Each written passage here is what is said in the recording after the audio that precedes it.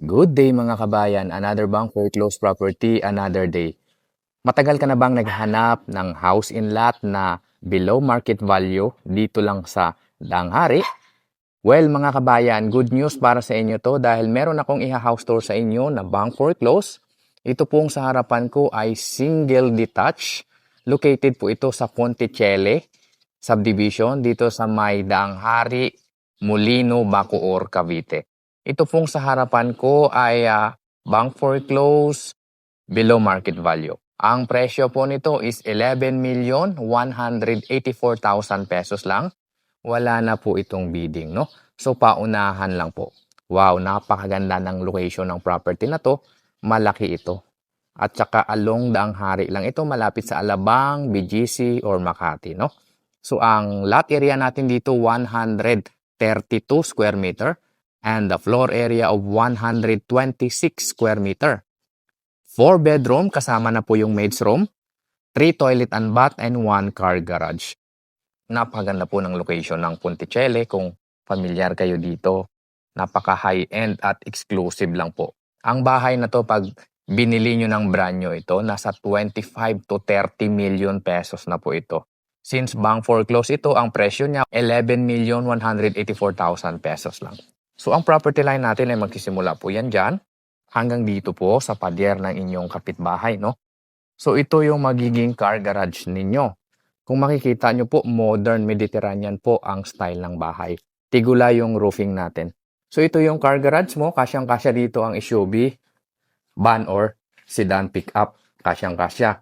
Ikutin ko lang saglit yung likod ng bahay. Yan. So hanggang dito po yung property ninyo, hanggang dyan. Hanggang dito po, pwede nyong ilipat yung service area or laundry area ninyo ito. Single detached po ito. Diba? Ang ganda po ng property na to kasi along Danghari lang, hindi lang basta bahay yung bibilhin mo dito, kundi pati yung location at saka yung community mo dito, security pa. Diba? Sa mga nakakaintindi at nakakaalam ng location ng Ponticelli dito sa Molino, alam nyo na po ang ibig kong sabihin. So, pasukin na natin yung bahay, no? Yan. Disclaimer lang po, ang property na to ay marami kayong ayusan. Mga wood or mga kahoy dito, inanay na. So, yung main door natin na kahoy ay inanay na. Which is, sa tingin ko naman ay hindi siya sobrang laki kapag pinarenovate ninyo. Pagpasok natin sa unit, ganito po yung itsura niya. Ayan. Naluma na po. Itong mga gamit na to, iniwanan ng dating may-ari, no? Kasi na-bank foreclose o nahatak na. Kung makikita nyo yung kisame natin, maayos pa lahat. So, ito yung magiging living area nyo. Yan. So, dito sa ilalim ng hagdanan, may storage area pa yan dyan. Kayo na yung bahala kapag nabili nyo, kayo na yung bahala magpaganda dito sa bahay. No, ito yung magiging dining area mo. Diba? Malaki yung area na to, ang bahay na to, malaki. Maayos. Maayos yung structure ng bahay. Although marami kayong ipapagawa, gaya ng sinabi ko, inanay lang siya. Pero hindi kayo uubos ng mga 3 million dito. Sa may mga budget po. Yan, di ba? Ang ganda ng bahay na to. Pag naayusan, maganda siya. Ito yung kusina mo, kitchen countertop. Ito maayos pa, oh, naka-granite. Di ba? May ayusan lang kayo. Pero maganda yung bahay na to. So may pintuan dito, palabas. Nakalock lang yan dyan. Pero maayos pa ito. Ito yung maid's room dito sa baba. Yan. Tingin ko yung mga papagawa mo lang dito, yung mga hamba, mga pintuan, mga cabinet. Pero yung structure ng bahay, maganda pa. Toilet and bath dito sa baba, ito yung itsura. Malaki.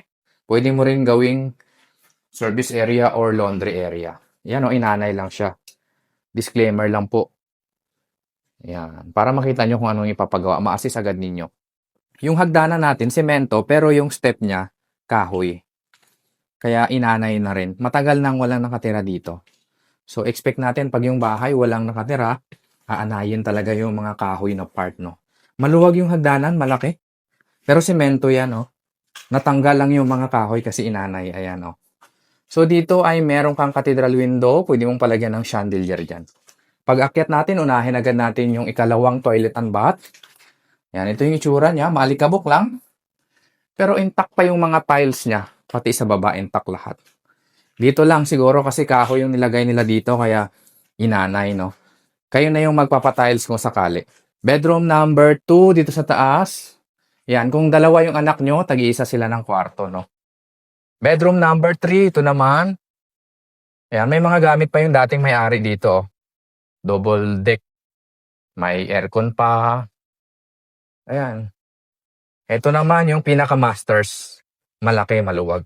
So may kama. Kayo na yung magpapatanggal niyan kung sakali, no? Ayan.